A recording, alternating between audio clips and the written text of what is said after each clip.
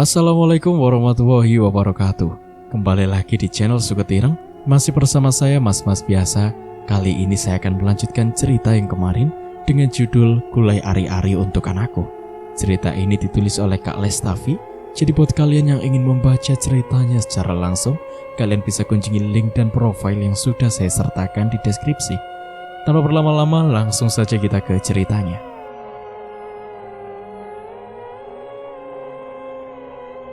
Maafkan aku, Karin. Aku terpaksa melakukan ini.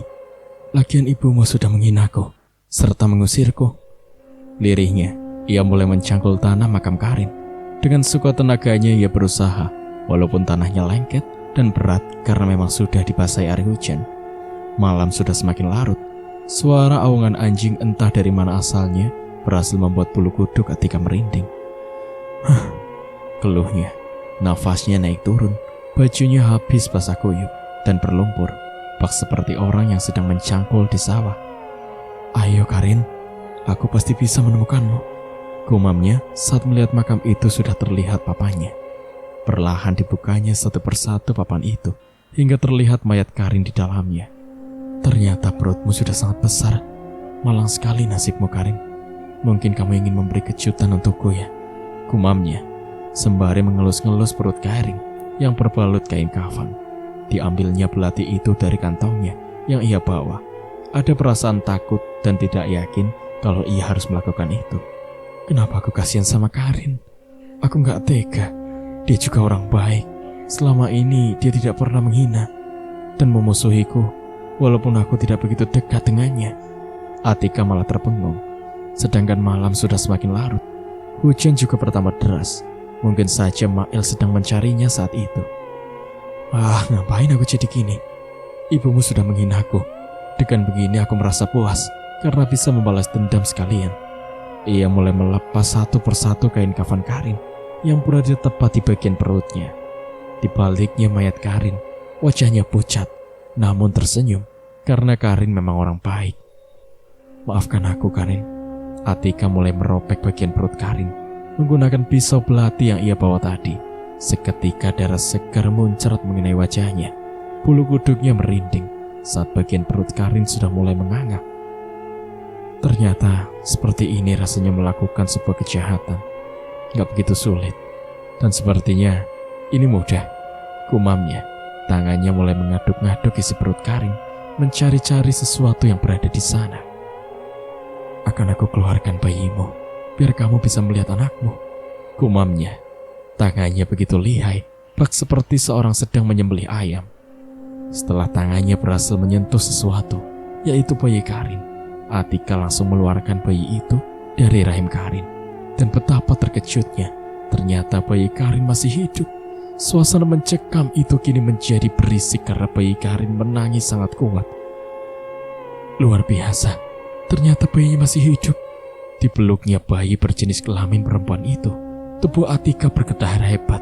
Ada perasaan syok dan hampir tak percaya. Entahlah ini sebuah kejahatan atau apa, lirihnya. Atika kebingungan antara bahagia juga karena melihat anak Karin masih hidup dan berhasil ia selamatkan. Tenang ya nak, ibu gak akan menyakitimu, lirihnya di pelukan bayi itu setelah ari-arinya dipotong.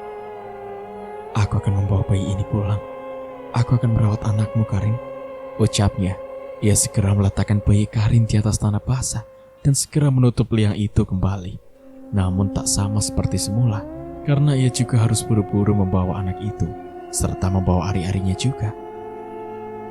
Sambil berjalan menggendong bayi dengan tubuh dipenuhi lumpur dan darah, Atika berjalan sembari menggigil kedinginan. Sabar ya nak, bentar lagi kita sampai rumah ibu. Ia berharap bayi itu bisa sehat, walaupun tidak tahu apa yang akan terjadi nanti. Sesampainya di rumah, dilihatnya Mail masih sangat nyenyak tidur. Atika segera membersihkan dirinya dari kotoran-kotoran sisa tadi. Tidak lupa ia juga membersihkan bayi Karin dan diberinya penghangatan. Sebentar ya nak, ibu masakkan nasi dusu, biar ada tajinya. Soalnya kalau beli susu ibu gak sanggup, lirihnya. Bayi perempuan itu tampak anteng dan diam, tak menangis lagi, mungkin karena sudah merasa hangat. Oh iya, Aku lupa hari-harinya belum aku bersihkan, ucap Atika. Selesai memasak nasi, ia langsung membersihkan hari-hari bayi itu. Ada perasaan kacau di benaknya. Aku butuh hari-hari ini. Tapi aku tidak tega kepada bayi itu. Aku harus gimana? Gumamnya dalam hati. Satu sisi ia ingin cepat-cepat melakukan persekutuan itu. Di satu sisi ia sudah terlanjur menyayangi bayi itu. Aku kubur saja harinya. Nanti aku akan cari gantinya. Lirihnya lagi. Ia mulai menggali tanah untuk mengubur hari-hari itu. Kamu minum ya nak? Ibu gak ada uang kalau harus beli susu. Tapi nanti kalau sudah ada uang, ibu akan belikan susu untukmu. Lirihnya sembari menyuapkan air tajin ke mulut bayi Karin. Atika sedikit masih bingung. Kalau ia merawat anak itu, hidupnya masih susah dan gak akan mampu memberi gizi layak. Kalau ia memulangkan bayi itu, ia sudah terlanjur sayang dan ingin sekali merawatnya. Bu, tiba-tiba Mail datang dari balik pintu. Ada apa nak? Jawab Atika sedikit canggung. Itu anak siapa bu? Mail heran dan mencoba mendekat. Ini bayi orang nak, ibu temukan di jalan tadi. Ibu mau minta satu hal, Mail jangan pernah bilang-bilang ya. Tapi bu, kalau ibunya mencari bagaimana? Gak akan ada yang mencarinya. Kamu itu nurut saja. Setiap kali ibu bicara, kamu selalu saja membangkang. Bekik Atika. Iya bu, Mail gak akan bilang ke siapa-siapa. Lagian, rumah kita ini sedikit jauh jaraknya dari rumah lain, jadi gak akan ada yang tahu. Lebih baik kamu tidur lagi. Ibu juga mau tidur, ngantuk. Atika merebahkan dirinya di samping bayi itu. Rasa lelah sehabis menyelamatkan bayi itu membuatnya sangat kelelahan. Semua tulang-tulangnya serasa ingin remuk. Pagi-pagi, Mail, tolong jaga adik sebentar ya. Ibu mau beli beras dulu ke warung. Iya bu. Mail segera duduk di samping bayi itu. Wajahnya sangat senang karena akhirnya ia memiliki saudara lagi setelah beberapa minggu kehilangan abangnya, Dimas. Ada apa bude? Kok ramai sekali? Tanya Atika setelah sampai di warung. Itu ada makam dibongkar, ketus pemilik warung. Maksudnya makam dibongkar teh? Gimana? Atika mulai deg-degan. Ia sudah feeling pasti yang dimaksud itu makam Kairin. Makamnya Karin ada yang bongkar. Sudahlah, kamu mau beli apa? Saya gak ada waktu ngobrol sama kamu. Bekik pemilik warung. Beli beras kilo sama telur 3. Setelah itu Atika berjalan ke arah pulang. Setelah selesai memasak, aku akan pastikan ke sana. Gumam Atika, tangannya dengan lincah memasak dan mendadar telur itu untuk sarapan. Dan tidak lupa, ia juga membuat air tajin untuk bayi Karin. Ibu pergi sebentar, kamu jaga adik sebentar ya, ucap Atika. Setelah ia selesai sarapan dan memberi bayi itu air tajin, Mail mengiyakan ucapan ibunya. Lagi pula, ia sangat senang jika harus menjaga bayi itu. Atika berjalan menuju pemakaman. Langkahnya begitu cepat. Ia tak ingin ketinggalan informasi. Orang-orang berbondong-bondong ke pemakaman. Bahkan ada juga yang datang dari kampung sebelah. Ngeri banget ya orang yang melakukan itu, ucap salah seorang wanita yang berada di tengah keramaian. Atika terbelenggu. Ternyata makam itu dibongkar ulang karena mungkin keluarganya sangat penasaran. Karena memang makam Karin acak-acakan. Dilihatnya mayat Karin sedang diangkat dan akan dimandikan ulang oleh keluarganya. Wanita parubaya itu menangis histeris melihat kondisi Karin yang tragis. Perut menganga besar dan bayinya juga tidak ada di sana. Kenapa tega sekali yang melakukan ini? Padahal anak saya ini orang baik-baik, bekik wanita tua itu. Suaminya Karin pun tampak menangis. Mungkin ia sangat kehilangan Karin dan juga kini malah syok karena anaknya dicuri orang. Aku jadi gak tega sama suami Karin. Ibunya Karin memang jahat mulutnya, tapi suami Karin pasti sangat terpukul. Apa aku kembalikan saja bayinya? Gumam Atika. Semua orang yang di sana kelihatan tercengang melihat pemandangan mengerikan itu. Perut Karin terbelak lebar, membuat semua orang yang melihat merasa ngeri. Pasti di desa kita ini ada pesugihan, bekik salah seorang warga. Benar, kalau tidak mana mungkin ada hal mengerikan seperti ini. Sampai nekat membelek perut mayat. dan mengambil isinya. Benar-benar gak aman lagi kampung kita, ucap mereka. Atika yang mendengar ucapan mereka sedikit merasa khawatir, karena sepandai-pandainya tumpai melompat pasti akan terjatuh juga. Apalagi bayi itu sekarang berada di rumahnya. Aku akan kembalikan bayi itu, agar jejakku tidak begitu diketahui oleh mereka semua. Biarlah aku akan mencoba ikhlasin, walaupun sebenarnya aku sudah terlanjur menyayanginya. Dilihatnya bayi mungil itu tidur terlelap. Atika sedikit meneteskan air matanya. Ada sedikit sakit hati jika ia harus memulangkan bayi itu. Tapi memang kenyataannya ia juga tidak mungkin bisa merawatnya lagi. Ibu akan kembalikan kamu nanti, nak. Tapi ibu janji, ibu akan tetap melihatmu nanti. Karena kamu sudah ibu anggap seperti anak sendiri. Apalagi ibulah yang menyelamatkanmu dari kelalaian mereka semua yang hampir membuatmu ikut bersama ibumu. Atika terus mengeluarkan buliran beningnya. Ia mencoba ikhlas, namun sangat berat baginya. Terlebih, ia sudah sangat menyayangi anak Karin. Kehilangan Dimas adalah suatu musibah, namun bertemu dengan bayi Karin adalah suatu anugerah terbesar baginya. Ibu kenapa menangis? Tanya Mail. Enggak apa-apa. Ibu cuma gak enak badan saja. Oh iya nak, kalau ibu kembalikan adik kepada ibunya, gak apa-apa kan? Ya kok dikembalikan bu? Nanti teman Mail siapa? Mail menundukkan pandangannya. Adiknya gak bisa sama kita lagi nak. Mail kan tahu kalau ibu sudah tua, sedangkan adik butuh susu. Atika mencoba menjelaskan kepada Mail. Ia berharap Mail bisa mengerti. Kira-kira siapa ya yang membongkar makamnya Karin dan mengambil bayinya? Ucap Mirna. Mereka sedang memperbincangkan tentang mayat dan pembongkaran makam Karin. Serem banget, tahu nggak? Perutnya menganga, ususnya keluar, ngeri banget sumpah. Saudini, mereka semua adalah tetangga Karin. Atika yang sedang lewat dari depan mereka sedikit menguping untuk mencari tahu informasi apa yang sedang dibicarakan orang-orang. Bude, beli mie instan 1, ucap Atika. Atika, kemana suamimu? Dengar-dengar sudah menikah lagi ya? Tanya Mirna. Suamiku. Atika canggung saat ditanya. Suaminya sudah menikah lagi karena dia selingkuh sama Diwan, kata Yuni. Jadi suami mana yang akan tahan kalau istrinya tukang selingkuh? Ketus Dini, wanita yang sedang hamil besar itu menertawakan Atika. Jaga ucapanmu Dini. Kamu sama kakakmu itu sama saja. Sama-sama tukang fitnah. Aku emang susah, tapi aku gak seperti yang kamu bayangkan, bentak Atika.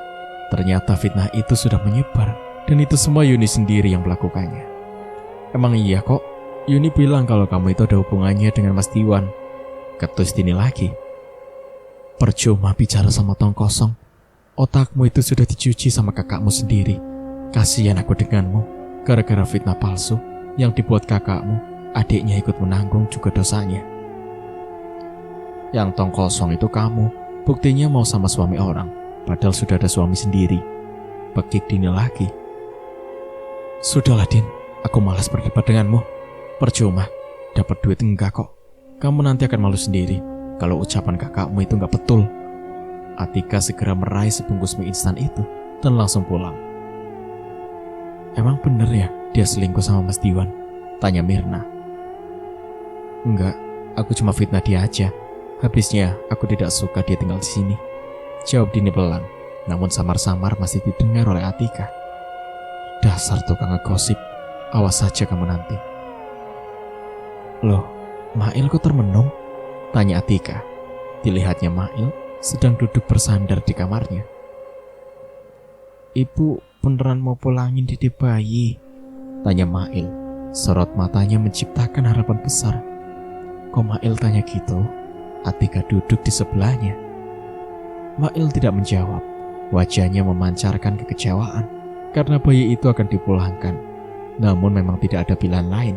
Kalau bayi itu terus di rumahnya, lama-kelamaan bakal ada yang curiga. Bayi itu sudah ditemukan keluarganya, nak. Kalau kita nggak pulangin, nanti kita disangka orang jahat. Jelas Atika.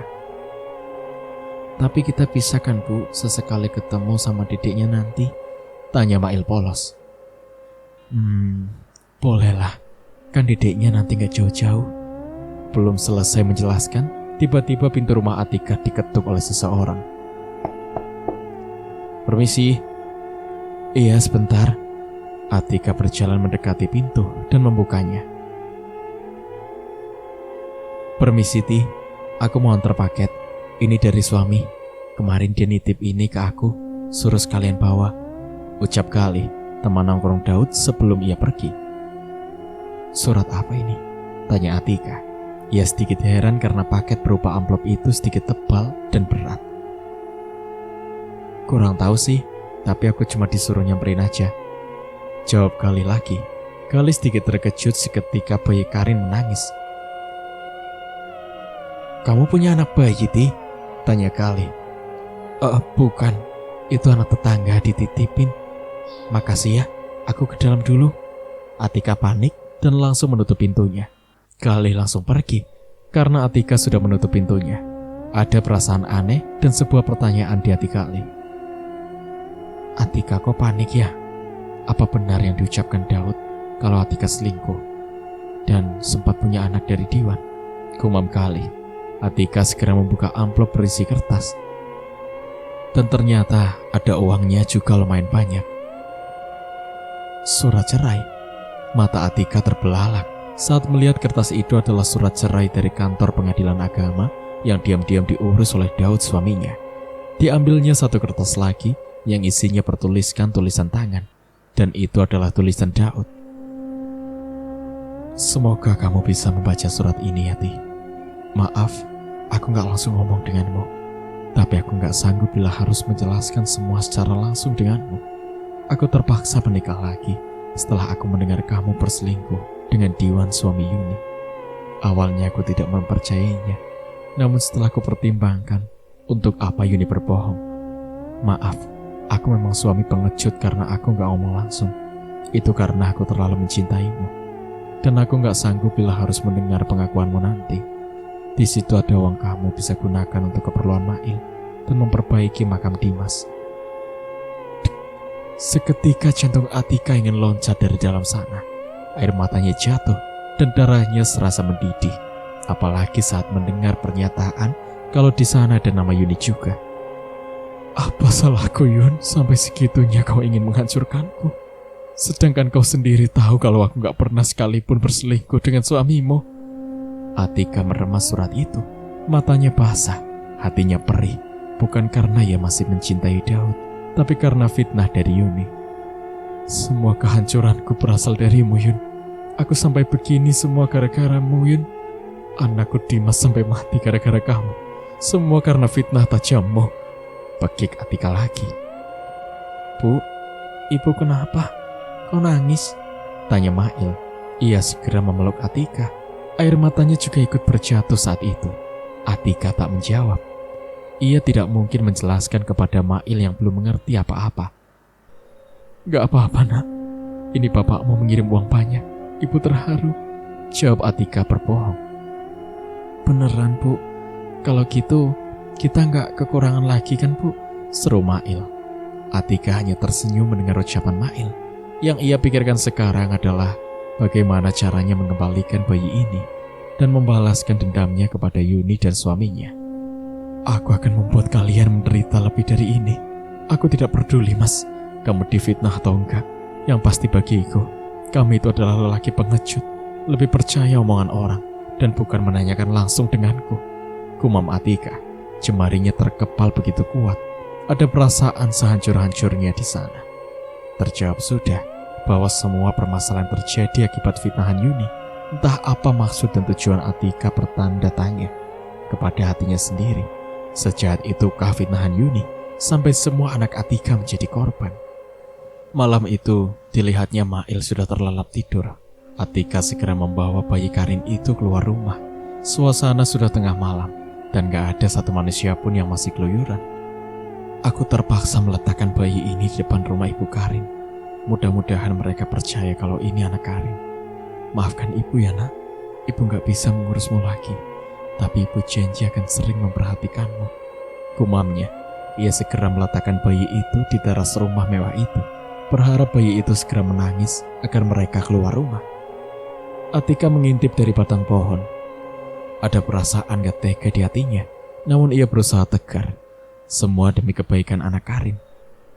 Atika merasa sedikit lega saat wanita tua itu keluar rumah dan melihat ada bayi mungil. Ia langsung menggendong bayi itu sembari celingukan. Mungkin heran kenapa ada bayi di depan rumahnya. Anak siapa ini? Kenapa ada yang membuang bayi di sini? Wanita tua itu yang bernama Marni itu tampak celingukan ke sana kemari. Ada apa, Bu? Tampak Sandi suami Karin juga keluar karena mendengar tangisan bayi. Ini loh, kok ada yang membuang bayi di sini? Ucap Marni. Astagfirullahaladzim, anak siapa ini, Bu? Sandi terheran. Diperhatikannya bayi itu dengan sangat teliti. Wajahnya mirip Karin, Bu. Ada tanda lahir besar semacam tompel di tangannya, persis seperti Karin. Lirik Sandi. Anak Karin gimana? Jelas-jelas Karin sudah meninggal, dan anaknya juga sudah dicuri orang. Kamu bilang anak Karin? Bagi Marni, ia tidak yakin dan baginya itu sangat mustahil. Tapi Bu, ini beneran mirip tanda lahirnya. Siapa tahu saja memang ini jawaban dari Allah. Lirik Sandi. Ia sangat yakin dan batin seorang ayah juga sangat kuat. Ah, ibu gak mau percaya hal mustahil. Pasti ada orang bunting di luar nikah yang tega membuang anaknya. Tapi Sandi yakin, Bu. Firasat Sandi sangat kuat. Liriknya lagi, ia menggendong bayi itu dan membawanya masuk. Aduh, ngapain kamu bawa masuk? Enak saja, itu ibunya gak bertanggung jawab. Pokoknya ibu gak mau dia di sini. Pekik Marni. Ya sudah, kalau begitu saya bawa dia ke rumah saya, Bu. Sandi malah membawa bayi itu ke rumahnya. Ia sangat tak percaya kalau semua akan terjadi. Tapi firasatnya sudah berkata kalau itu memang benar anaknya. Karena kemarin malam ia juga dimimpiin oleh Karin. Ini beneran seperti mimpi. Tapi siapa yang meletakkan anak ini di rumah ibu mertuaku? Sandi heran dan bingung. Aku yakin dia pasti anakku. Wajahnya yang cantik, mirip seperti Karin, membuatku yakin kalau bayi ini adalah anakku. Bersyukurlah Sandi, percaya kalau itu anaknya. Dasar nanak peot, cucu sendiri gak bisa ngenalin. Ketus Atika, hatinya merasa sedikit lega karena Sandi mau mengakuinya. Walaupun setelah ini pasti akan heboh. Atika, ngapain kamu di sini? Tiba-tiba Atika terpekok oleh Diwan. Ia baru saja pulang dari masjid. Aku tadi ada keperluan mau ke rumah ibunya Karin. Tapi gak enak, jawab Atika canggung. Keperluan tengah malam begini? Tanya Diwan lagi. Emang kenapa? Gak boleh. Kamu ngapain malam-malam masih di luar? Atika malah balik bertanya. Aku habis dari masjid. Kamu kan tahu aku itu pengurus masjid. Ya sudahlah, aku mau pulang dulu. Tunggu. Atika menghentikan langkah Diwan. Kenapa? Kalau ada hal penting, mending dibicarakan besok saja. Ini sudah malam, gak baik dilihat orang. Jawab Diwan. Ia tak ingin menimbulkan fitnah. Ya sudah, besok aku ke rumah kamu. Ada hal penting yang ingin aku bicarakan. Dan ini mengenai istrimu. Ucap Atika. Baiklah, besok silahkan datang ke rumahku. Aku di rumah kok. Jawab Diwan datar. Ia pun segera meninggalkan Atika. Sok jual mahal kamu Diwan. Padahal aku tahu kamu lagi kesepian. Tenang Diwan, nanti aku akan menggantikan posisi Yuni. Aku akan membuatmu tergila-gila denganku. Lirihnya. Setelah ia memastikan bayi Karin aman, ia langsung kembali ke rumahnya. Rasanya aku udah gak sabar kepingin cepat kaya. Tapi gimana aku bisa mendapatkan tumbal? Atika sejenak merenung. Ia sempat kepikiran ari-ari anak Karin. Tapi ia tak akan melakukan itu karena ia terlanjur menyayanginya. Pusing mikirin ini semua. Uang yang dikasih Mas Daud emang masih banyak, tapi lama-kelamaan juga bakal habis. Pagi-pagi, beli beras karung bude sama ayam sekilo. Ucap Atika. Hari ini ia ingin memasak opor ayam untuk diantar ke rumah Diwan. Tumben belanja banyak. Uang dari mana kamu? Tanya Dini yang juga belanja. Uangku lah. Masa iya uangmu? Kamu kira aku gak punya uang? Kamu kira orang susah kayak aku gak ada uang? Saut Atika. Alah, paling gak dikasih sama Mas Diwan, ketus Dini. Apaan sih kamu, Din? Dibayar berapa mulutmu itu sama Yuni sampai kamu memfitnahku? Orang emang kenyataannya kok. Gak usah mengelak, semua orang juga tahu. Pekik Dini lagi. Kalian itu memang sama saja, selalu mencoba menghancurkanku. Aku masih miskin saja, kalian kayak gini sama aku. Gimana kalau aku kaya? Atika menatap tajam ke arah Dini. Kaya? Mimpi kamu terlalu tinggi, kecuali kamu melakukan pesugihan. Jangan-jangan emang iya. Ketus Dini lagi. Atika tidak menghiraukan lagi. Ia segera membayar belanjaannya dan pergi meninggalkan manusia syirik itu. Keterlaluan Dini. Dia sudah bolak-balik menghinaku. Kakak adik sama saja, sama-sama terkenal tukang fitnah. Pekik Atika. Atika segera memasak opor ayam dan akan mengantarkan sebagiannya untuk Diwan. Dimasaknya opor ayam itu dengan penuh cinta. Mail, kamu di rumah dulu ya.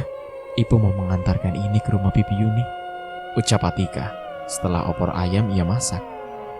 Iya Bu, saut Mail yang sedang bermain di teras rumahnya. Atika segera mengantar opor ayam itu ke arah rumah Diwan. Ia berjalan melewati beberapa rumah. Sempat ada yang melihatnya, namun ia tak peduli. Atika segera mengetuk pintu rumah Diwan. Kamu, ada apa Atika? Kamu kenapa gak bareng Mail? Gak enak kalau dia tetangga. Yuni kan lagi di rumah sakit, jawab Diwan. Kalau ada istrimu, aku mana mungkin kesini.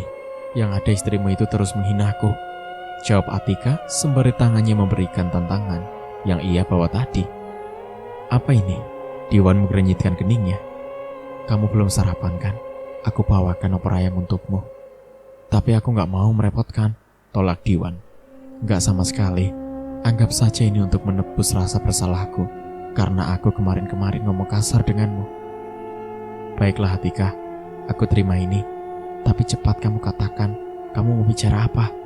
Tidak enak kalau nanti dilihat orang, ucap Diwan sedikit canggung. Kamu baca ini. Atika segera memberikan surat yang dikirim oleh Daud semalam. Apa ini? Diwan heran. Kamu baca saja dulu. Diwan segera membaca surat itu dengan serius dan teliti. Betapa terkejutnya dirinya kalau ada nama Yuni juga di sana. Istriku melakukan itu. Diwan hampir tidak percaya. Ya, aku sekarang sudah diceraikan sama Mas Daud. Entah apa salahku sama istrimu, sampai dia tega memfitnahku sejauh ini. Atika menyembunyikan pandangannya karena air matanya hampir jatuh. Aku benar-benar gak ngerti kenapa Yuni begitu sama kamu. Aku gak tahu lagi bagaimana caranya mengajarkannya, Atika. Diwan memijit keningnya. Masalah demi masalah terus dilakukan istrinya. Aku sekarang sudah janda. Mungkin dia lebih senang melihatku seperti ini, lirih Atika. Suaranya berubah pelan akibat menangis. Aku minta maaf, Ti, atas perbuatan istriku. Diwan ingin mencoba memegang tengkuk Atika, namun ia batalkan. Ia sangat mengerti apa yang Atika rasakan saat ini. Kamu gak perlu minta maaf. Aku sudah biasa diperlakukan seperti ini, jawab Atika. Kamu menangis, Ti. Diwan merasa tidak enak setelah dilihatnya Atika menangis dan memalingkan wajahnya.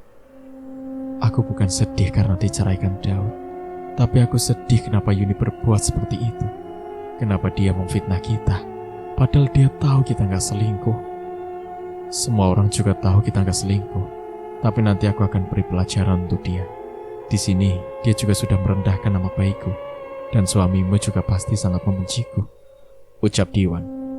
Aku pamit dulu, gak enak dilihat orang. Belum sempat melangkah, Diwan malah menarik lengannya, sampai refleks Atika berada di dada bidang Diwan. Sejenak mereka saling bertatap, sampai akhirnya Diwan sadar. Astagfirullahaladzim, maafkan aku, Ti. Aku gak sengaja. Atika tidak menjawab. Ia langsung pergi meninggalkan Diwan yang masih terpaku berdiri. Matanya masih basah, hatinya masih perih. Ia pikir dengan cara memberitahu Diwan semua akan plong. Ternyata lebih sakit rasanya. Kenapa kamu gak segera mencari tumbal itu? Apa kamu mau melarat terus-menerus? Maaf, Mbah. Saya tidak tega melakukan itu. Tapi saya janji akan mencari gantinya.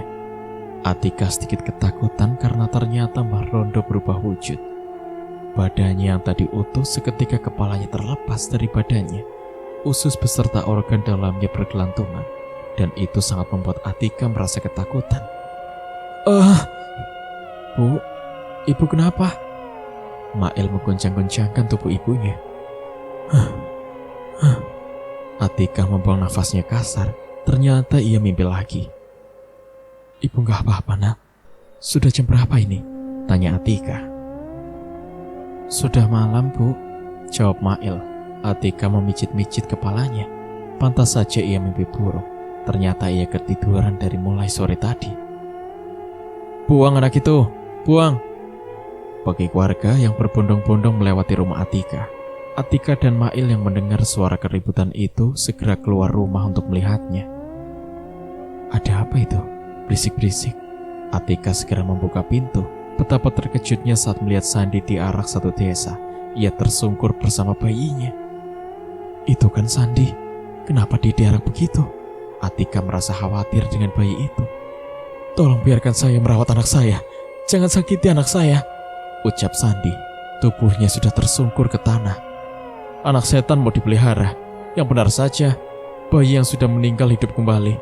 Percayalah, bayi itu pasti sudah diperdaya oleh setan. Bagi keluarga lain, kalian lihatlah, dia ini bayi manusia. Dia ini anak saya. Dia sama seperti kita, bagi Sandi. Mana ada bayi yang sudah meninggal bersama ibunya hidup kembali. Lebih baik bakar saja bayi itu daripada nanti desa ini terkena musibah lagi, bagi keluarga lagi. Tolong jangan lakukan itu. Saya janji saya akan membawa anak ini keluar dari desa ini. Tapi tolong jangan bakar anak saya, ucap Sandi memohon. Percuma, dibiarkan pun mereka pindah dari sini. Nanti kalau sudah saatnya pasti akan mengganggu desa kita juga, pekik mereka lagi. Stop, kalian jangan main hakim sendiri, pekik Atika. Ia tidak terima warga menghakimi bayi itu. Kamu lagi, gak usah ikut campur deh, pekik Dini. Kamu itu gak punya hati, kamu itu lagi hamil, tapi sifatmu sangat kejam. Seandainya itu bayimu, apa kamu terima? Cukup kalian menghakimi Nilam, jangan kalian hakimi bayi Sandi lagi. Di dunia ini gak ada yang mustahil, semua bisa terjadi. Kalian lihatlah, dia itu bayi manusia, bukan setan, pekik Atika. Tapi mana ada, bayi sudah meninggal hidup kembali. Sudah begitu, mayat Karin juga sepertinya sengaja dijadikan orang sebagai pesugihan dengan mengambil bayinya, pekik warga lagi. Terus kalian percaya ini anak Karin? Atika mencoba mengelabui warga. Kalian bilang mustahil bayi sudah meninggal hidup kembali. Bagaimana kalau bayi ini bukan bayi Karin dan sengaja dibuang ibu kandungnya? Atika menatap mata mereka satu persatu. Dini yang tadinya paling berisik seketika tercengang. Kenapa kalian terdiam? Bagaimana kalau setelah kalian bakar bayi ini ternyata bukan anak Karin? Kalian bukannya mendoakan Karin dengan cara seperti ini, kalian sudah membuat Karin sengsara akibat fitnah kalian, pekik Atika lagi. Iya juga sih, benar juga yang dibilang Atika. Kalau ternyata ini bukan anak Karin, kita semua bisa berdosa, lirik mereka. Terus gimana ini? Jadi bakar atau enggak? Ucap Dini lagi. Kami enggak berani. Kalau kamu mau, kamu saja yang melakukannya. Lagian, bisa jadi memang bayi Karin sudah dijadikan tumbal pesugihan. Tapi sepertinya ini memang bayi manusia, ucap mereka satu persatu. Mereka meninggalkan tempat itu. Sedangkan Sandi masih berusaha memeluk bayinya. Kamu sama kakakmu itu sama saja, sama-sama tukang fitnah. Kamu hampir saja membuat nyawa bayi ini melayang, pekik Atika. Dini masih terdiam di sana.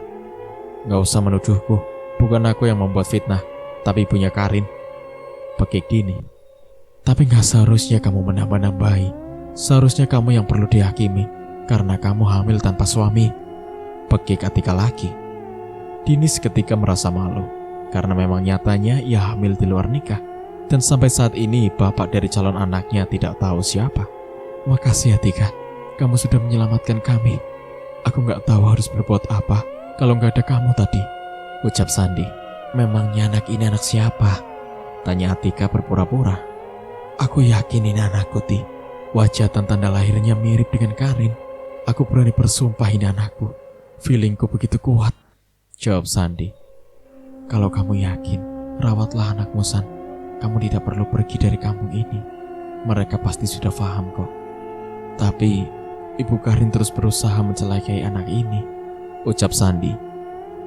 Dasar nenek peyot, cucunya sendiri gak diakui, ketus Atika kesal.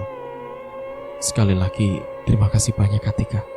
Aku berhutang budi denganmu, ucap Sandi. Sama-sama, San. Aku cuma gak suka mereka main hakim sendiri, jawab Atika. Aku sudah capek-capek menyelamatkan bayi itu. Enak saja mereka mau menghakiminya, gumam Atika dalam hatinya. Malam itu desa diguyur hujan sangat deras. Atika yang sedang membuat teh di dapur merasakan berat di tengkuknya. Bak seperti ada yang melendot di belakangnya. Kok aku merasa merinding ya?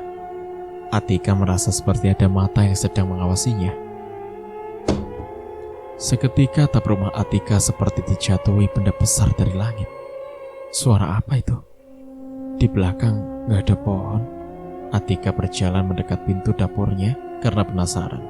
Namun betapa terkejutnya dirinya saat dibukanya pintu dapur itu, ada kepala menggelinding dengan usus terseret-seret. Hah? Apa itu tadi? Kenapa mimpiku jadi nyata? Apa karena aku belum mencari tumbal? Gumamnya. Tubuhnya keringat dingin dan kakinya gemetar. Bu, Mail memegangnya dari belakang. Wah, Mail, kamu bikin ibu terkejut saja, pekik Atika. Tangannya refleks hampir menghantam Mail menggunakan pengunci pintu yang terbuat dari besi. Ibu kenapa? Sakit? Tanya Mail. Gak apa-apa, ayo kita masuk. Anginnya semakin kencang. Ibu takut nanti masuk angin, jawab Atika berbohong. Mail mengikuti langkah Atika dari belakang. Dilihatnya ibunya itu seperti orang ketakutan. Atika juga tampak tidak bisa memejamkan matanya. Bayang-bayang kepala itu masih terngiang-ngiang di pikirannya. Apa mungkin sebenarnya Mbak Rondo sudah mati dibakar, dan itu tadi memang hantunya Mbak Rondo? Kalau memang benar, itu artinya aku sudah bersekutu dengan setan, gumamnya. Atika bersembunyi di balik selimutnya. Tubuhnya tampak berkeringat dingin. Ia mencoba menjamkan kedua matanya, namun sama sekali tak bisa. Duh, aku benar-benar merasa ketakutan. Kemarin sewaktu aku membelak perut Karin, aku merasa santai saja. Kenapa sekarang aku jadi pengecut seperti ini? Pekiknya. Mail? Dilihatnya Mail sedang berdiri menatap ke arahnya. Kamu nguping ibu? Atika mencoba berjalan ke arah pintu, namun Mail malah pergi secepat kilat. Dilihatnya ke kamar, dan ternyata Mail sedang tertidur. Mail? Panggil Atika, namun Mail tidak menjawab. Ia masih terlelap. Cepat carikan tumbal itu, atau anakmu yang akan mencarikanku tumbal. Samar-samar suara Mbok Rondo terdengar di telinga Atika. Apa itu, Bu? Tanya Mail. Dilihatnya Atika ibunya baru saja pulang dari pasar sore. Ibu baru beli seragam sekolah untukmu, ucap Atika. Ia mengeluarkan perlengkapan sekolah untuk Mail. Ada sepatu, tas, buku, dan lainnya. Ore, Mail akan sekolah, Bu, seru Mail. Wajahnya berubah ceria seketika.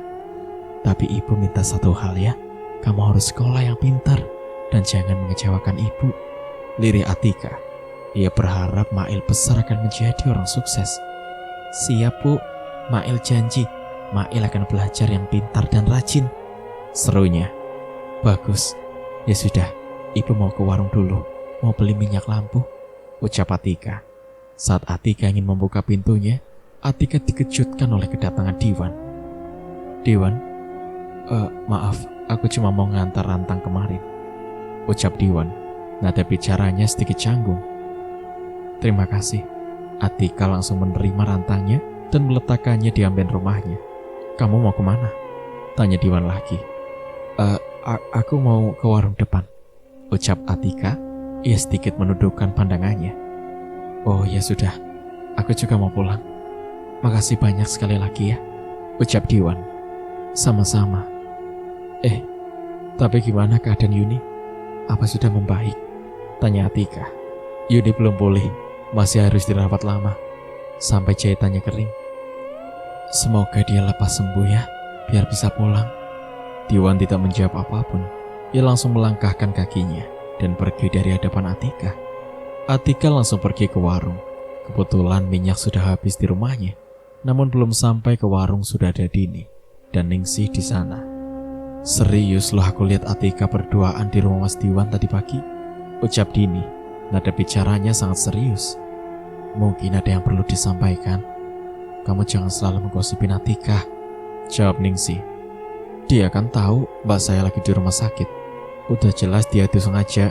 Kan selama ini dia memang tukang penggoda Mas Diwan. Dini semakin meninggikan omongannya. Jaga ucapanmu Dini. Aku gak seperti itu. Aku ke rumah kakakmu karena aku ada keperluan lain. Aku mau menjelaskan kalau kakakmu itu sudah memfitnahku. Dan gara-gara fitnah dia, aku diceraikan oleh suamiku, bentak Atika. Astagfirullahaladzim, kamu serius, Ti? Tanya Ningsih. Ia hampir tidak percaya. Iya, akibat fitnah dia dan kakaknya itu. Sudah puas kamu sekarang? Sudah berhasil menghancurkan aku? Pekik Atika lagi. Baguslah kalau diceraikan. Itu artinya hidupmu akan tambah sengsara, ketus Dini. Hidupmu jauh lebih sengsara karena mengandung tanpa suami, ketus Atika. Terserah aku dong, mau punya suami mau enggak, emang ada untungnya di kamu. Bukannya sadar, sebentar lagi lahiran, seneng banget fitnah orang. Mulut sama pantat sama-sama gak bisa ngerem. Satu keluarga tukang fitnah. Kamu gak usah bawa-bawa keluarga, bagus dikit kalau bicara, bentak Dini. Emang nyatanya begitu kok. Kamu sama kakakmu itu apalagi ibumu, sama-sama tukang fitnah. Pantas saja keluargamu rata-rata susah lahiran. Dan aku sumpahin nanti saat lahiran kamu itu meregang nyawa, pekik Atika. Ningsih yang menyaksikan perdebatan mereka terpelongo, bingung harus mana yang ia dengar. Sudah, malu dilihat orang. Kamu juga Din, bisa gak sih jangan selalu bikin keributan, potong Ningsih. Dini langsung terdiam. Sorot matanya menanam kebencian besar terhadap Atika. Padahal selama ini Atika berusaha baik kepada siapapun. Atika segera membayar belanjaannya dan melangkah pulang. Aku sudah cukup diam buat mereka semua. Awas kamu Din, akan kamu tanggung akibatnya, gumam Atika. Pagi-pagi. Sudah bangun? Tanya Atika kepada Mail. Sudah Bu, Ibu mau kemana kok sudah rapi? Tanya Mail heran. Mau daftarin kamu sekolah. Kamu segera mandi ya, biar ikut ibu. Iya Bu, Mail mandi dulu, seru Mail. Aku harap walaupun Mail telat sekolah, gak akan menjadi hal buruk intinya. Teman-temannya semua sudah pada kelas 3, sedangkan ia baru mau masuk kelas 1. Gumam Atika. Kamu sudah siap? Ayo kita berangkat. Nanti keburu siang dan gak jumpa sama kepala sekolahnya. Mail berjalan mengikuti langkah Atika, ibunya. Senyumnya sangat terlihat di wajahnya.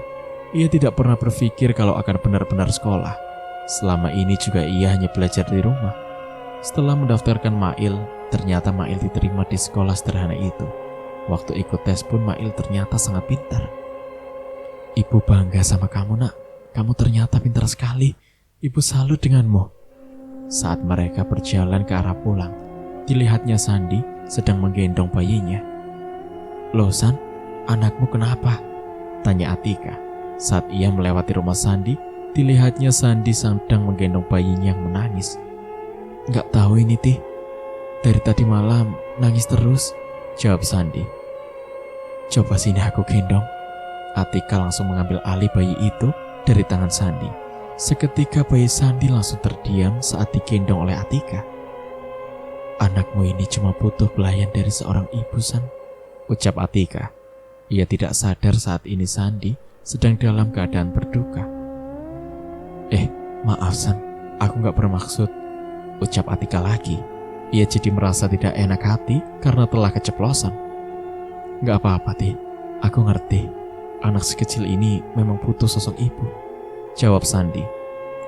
Sedangkan Diwan yang baru pulang dari masjid tidak sengaja melihat Atika dan Sandi. Sorot matanya memancarkan keanehan saat melihat Atika dan Sandi.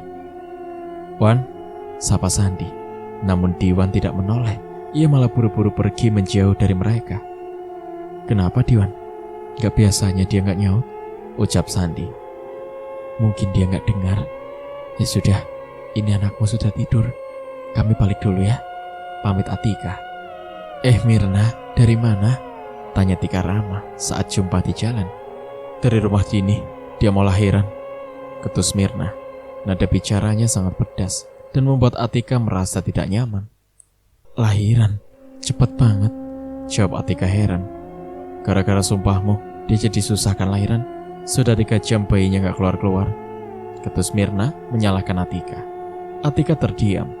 Kenapa selalu ia yang disalahkan, sedangkan memang Dini yang gak bisa menjaga perasaan orang. Jangan-jangan kamu itu memang pakai pesugihan ya? Buktinya semua ucapanmu itu jadi kenyataan. Ketus Mirna. Apa maksudmu? Ya aku heran saja. Lagian aneh, sekarang kamu udah gak kekurangan lagi. Dan aku dengar-dengar juga anakmu Mail akan masuk sekolah. Terus kamu menuduhku aku bisa seperti ini karena mantan suamiku masih peduli dengan anaknya. Begik Atika, tidak terima dituduh yang bukan-bukan. Ia belum melakukan saja sudah dituduh. Mana ada mantan suami masih peduli? Atau jangan-jangan kamu dapat uang dari Diwan, suami Yuni? Tebak Mirna lagi. Sudah puas, aku dapat uang dari suamimu. Ketus Atika. Seketika Mirna terdiam, matanya membulat dan giginya merapat saat mendengar ucapan Atika. Yuna, kita pulang. Ibu masih banyak kerjaan. Lirihnya kepada Mail. Mirna yang masih berdiri terpaku merasa geram dan ingin sekali menjambak serta mengobrak-ngabrik hidup Atika. Syukur Dini sudah lahiran. Aku kira dia akan hamil selamanya. Lirih Atika. Sorot matanya seperti menyimpan sesuatu. Astaga, hujannya deras sekali. Atika yang sedang tertidur pulas malam itu langsung terbangun karena suara gemuruh hujan yang begitu deras. Bu, Mail tidur di kamar ibu saja. Mail takut ada petir, ucap Mail. Iya, tidurlah. Ibu sebentar ya mau lihat teras depan, takutnya banjir, jawab Atika. Ia pun segera melangkah ke depan untuk melihat teras rumahnya. Baru kali ini hujan badai disertai angin kencang. Samar-samar Atika melihat seorang wanita tua berjalan dari depan rumahnya dengan menggunakan payung kecil.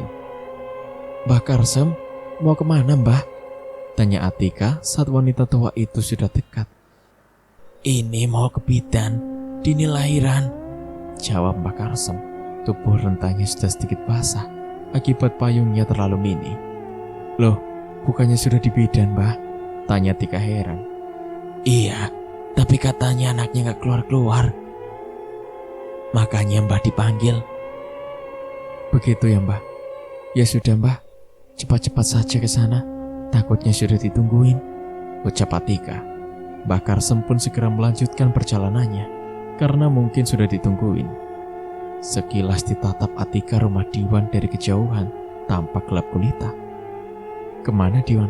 Ke rumahnya gelap. Apa dia menyusul ke rumah sakit juga? Gumam Atika. Saat Atika ingin melangkahkan kakinya masuk ke dalam rumahnya, dahinya dipegang oleh seseorang. Mbok Rondo. Seketika mata Atika membulat dan jantungnya berdetak. Mana janinmu? Katamu akan memberiku tumpal, ucap Mbok Rondo. Belum ada mbah. Saya masih bingung. Belum ada yang lahiran. Tapi saya janji mbah, saya ingin cepat kaya. Maka dari itu saya akan mencarinya, lirih Atika. Baiklah, saya kasih waktu sampai besok. Kalau kamu gak juga memberinya, anak bola yang akan mencarikan untukku, begik Mbah Rondo. Jangan mbah, saya gak mau anak saya ikut dalam hal ini, jawab Atika. Pandangannya menunduk, ada sedikit rasa takut karena sepertinya memang Atika yakin kalau Mbah Rondo itu bukan manusia lagi. Atika segera masuk ke dalam rumahnya setelah Mbah Rondo pergi. Entah lewat arah mana, Atika pun tidak melihatnya. Sementara Diwan yang berada di rumahnya kegelapan akibat mati lampu. Mau pasang lampu minyak, minyaknya habis, ucapnya. Ditatapnya rumah Atika dari kejauhan. Ada perasaan ingin ke rumah Atika untuk meminta minyak lampu, tapi ia ragu. Aku kesana saja. Kalau ke warung pasti sudah tutup, gumamnya. Dengan penutup kepala seadanya, ia berjalan ke arah rumah Atika. Diwan mengetuk pintu Atika. Atika yang memang baru saja masuk berbalik lagi karena ada yang mengetuk pintu rumahnya. "Mas Diwan," ucap Atika. Jantungnya serasa ingin loncat. Ada perasaan yang tidak menentu di sana. "Maaf, malam-malam mengganggu. Aku cuma mau minta minyak lampu sedikit. Soalnya lampu di rumah mati. Mau beli, warung sudah tutup," ucap Diwan. Tubuhnya sudah setengah basah kuyup akibat cuma memakai handuk untuk menutup kepalanya. "Ada mas, tunggu sebentar ya, aku ambilkan," jawab Atika. Atika langsung menuju ke arah dapur dan meninggalkan Diwan di depan teras. "Fokus Atika, jangan seperti ini. Dia masih suami orang dan kamu gak boleh menyukainya sebelum ia benar-benar terpisah dari istrinya," gumam Atika. Sedari tadi jantungnya tidak beraturan. Sebagai wanita normal yang sedang jatuh hati, pastilah Atika merasakan ada sebuah kerinduan di sana. "Ini minyaknya." Atika memberikan setengah botol minyak lampu kepada Diwan. Namun Diwan malah terbengong. Tatapannya begitu manis dan menggemaskan, membuat Tika tidak bisa berkutik. "Astagfirullahaladzim, maaf Ti, aku harus segera pulang. Sekali lagi terima kasih," ucap Diwan. Ia segera melangkah keluar dengan langkah tergesa-gesa. "Kok malah pergi sih? Kan masih mau dilihatin seperti tadi," gumam Atika. Sesampainya di dalam kamar ia bercermin. Dilihatnya wajahnya yang lusuh dan terlihat keriput. Mungkin karena tidak pernah perawatan sama sekali. "Tidak ada yang istimewa dariku. Wajahku tua, jelek, masih kalah jauh dibanding Yuni," gumamnya. Ia menghembuskan nafasnya dengan sangat kasar. "Setelah aku kaya nanti, aku akan merubah fisikku agar semua orang yang menghinaku malu sendiri dengan perkataannya. Aku janji Mbah akan mencari tumbal hari-hari itu dan sudah ketemukan targetnya," gumam Atika. Sementara di rumahnya Diwan terus terbayang-bayang wajah Atika. "Kenapa aku terus kepikiran dia ya?" gumamnya saat sedang memikirkan Atika. Ponselnya malah berdering. "Yuni, mau ngapain dia? Ada apa?" tanya Diwan datar. "Mas, kamu kesini?" jawab Yuni dari seberang. "Enggak, aku sudah terlanjur sakit hati. Kamu itu sudah benar-benar keterlaluan. Bukan hanya Atika yang kamu fitnah, tapi aku juga. Kamu sudah mencoreng nama baikku, Yun," bekik Diwan. "Atika itu pintar peralasan, Mas. Jangan percaya dia. Dia itu sengaja agar kamu meninggalkan aku, Mas. Dia itu suka denganmu," jawab Yuni lagi. "Sudahlah Yun, aku mau bisa lagi percaya dengan omonganmu. Kamu itu sudah mempermalukanku," lirih Diwan. Matanya sedikit basah, emosinya memuncak, namun tidak terlihat. Ia hanya membalas berdebat. "Mas, kamu datang ya? Aku gak ada yang jaga di sini. Mama sibuk mengurus Dini yang sedang lahiran. Aku gak akan datang setelah apa yang keluargamu buat dan kamu lakukan." "Mas," Diwan mematikan sambungan ponselnya. "Maafkan aku Yun, tapi setelah aku pikir-pikir, aku sudah hilang rasa denganmu. Selama ini aku kira sangat menyayangimu dan menerima perlakuanmu. Tapi semakin aku menerimanya, kamu semakin menginjak-injak harga diriku." Diwan merebahkan tubuhnya di atas kasur. "Kira-kira Dini kapan pulang ya? Aku gak sabar ingin menikmati kekayaanku," gumam Atika. Ia sudah benar-benar dibutakan oleh perjanjian pesugihan itu. Ditatapnya Mail yang sedang tertidur pulas. Harapan besarnya saat ini adalah membahagiakan Mail. Ia ingin masa depan Mail cerah dan tidak kekurangan lagi. Ia ingin membuktikan kepada dunia kalau ia bisa dan sukses, walau dengan cara yang salah. "Ibu akan membuatmu menjadi anak yang tidak kekurangan lagi, Nak. Ibu akan memberikanmu hidup layak, dan semua keinginanmu akan terkabul." Pagi-pagi, "Ayo mandi, ibu akan mengantarkanmu ke sekolah." Atika sudah menyiapkan semua kebutuhan sekolah Mail. "Siap Bu, Mail mandi dulu," seru Mail. Ia segera berlari kecil ke arah kamar mandi. Sudah ada perasaan tidak sabar di hatinya. Harapan untuk sekolah kini terwujud. "Lebih baik aku mengantar Mail dulu. Setelah itu aku akan ke bidan untuk melihat keadaan Dini. Kamu pakai seragam ini ya," Ibu ambilkan sarapan di belakang. Mail segera memakai seragamnya. Ada raut wajah yang tidak dapat diartikan dari wajah Mail. Ibu antar kamu ya, ucap Atika setelah selesai sarapan. Iya bu, tapi Mail jangan ditinggal ya bu. Gak bisa nak, ibu ada kerjaan lain.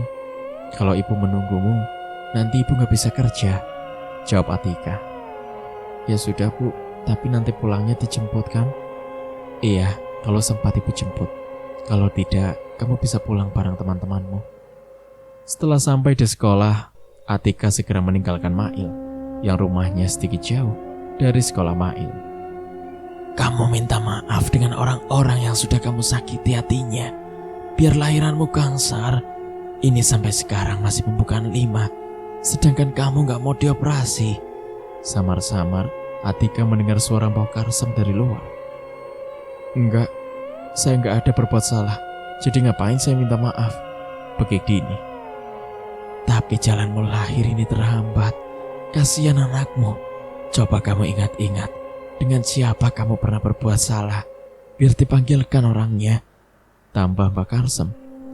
Karena Mbak Karsem tahu kalau Dini mulutnya memang tidak bisa mengerem setiap perkataan. Jangankan orang lain, anaknya Mbak Karsem sendiri pernah difitnah dan dituduh oleh Dini.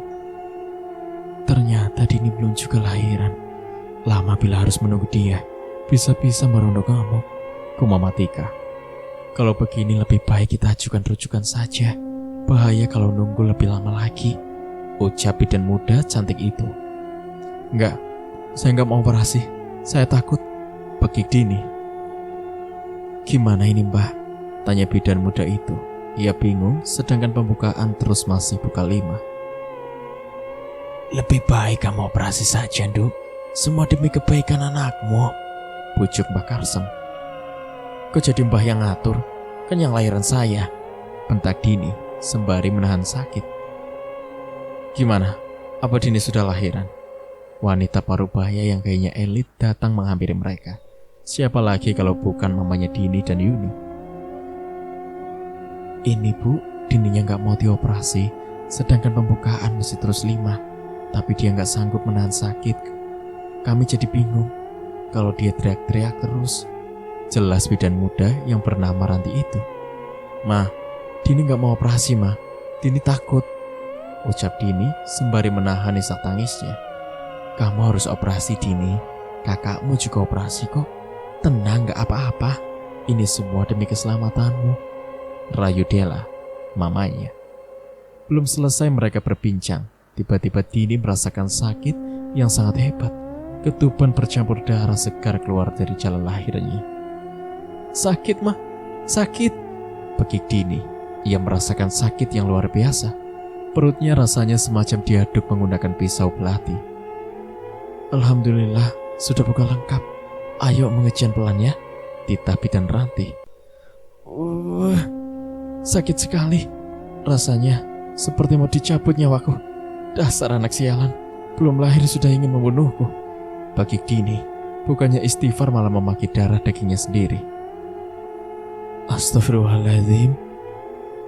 Istighfar, biar lahirnya enak. Ayo cepat, jangan ditahan mengejannya. Nanti anaknya berhenti di tengah jalan, ucap bidan itu. Sakit, kalian ngerti gak sakit? Bekik Dini. Sudah, jangan banyak menuntut dong kalian. Ini anak saya lagi kesakitan, bekik Dela. Bidan dan Mbah Karsem semakin dibuat bingung. Sudah kedua kalinya mereka menghadapi pasien seperti ini. Pertama Yuni, kedua Dini. Kakak beradik sifatnya sama saja. Ayo sedikit lagi Nduk, kepalanya sudah keluar, ucap Mbah Karsem. Dini mengejan dengan sekuat tenaganya. Akhirnya bayinya keluar. Namun bayinya tidak bersuara, bahkan bergerak pun tidak. Kenapa anak cucu saya ditepuk-tepuk begitu? Bekik Dela melihat bidan menepuk-nepuk bayi ini. Bayinya tidak bersuara bu, tidak bergerak juga, jawab bidan Ranti. Sedangkan Mbah Karsem masih sibuk mengeluarkan ari-arinya. Maksud kamu cucu saya meninggal? Bekik Dela. Maaf bu, kami sudah melakukan yang terbaik dan sudah mengajak Dini untuk dioperasi dari kemarin. Tapi Dini tidak mau, jawab bidan Ranti pasrah. Biarkan saja mati bu, Lagian gak ada bapaknya juga, sahut Dini. Astagfirullahaladzim. Bidan dan Mbah Karsem geleng kepala secara bersamaan mendengar ucapan Dini. Cepat keluarkan ari-arinya. Sudah malas aku di sini. Aku pengen pulang, bentak Dini. Iya, cepat keluarkan, tambah Dela lagi. Mbah Karsem segera mengeluarkan ari-arinya, sedangkan Bidan Ranti segera memandikan jenazah anak Dini. Memakan cukup lama untuk mengeluarkan ari-arinya, karena memang lengket di dalam, sampai Dini sudah merasakan sesak di dadanya. Gimana? Kok belum keluar juga? Anak saya sudah sesak nafas gitu, begik Dela panik. Cerita pun bersambung. Nantikan kelanjutan ceritanya di part berikutnya. Terima kasih. Wassalamualaikum warahmatullahi wabarakatuh.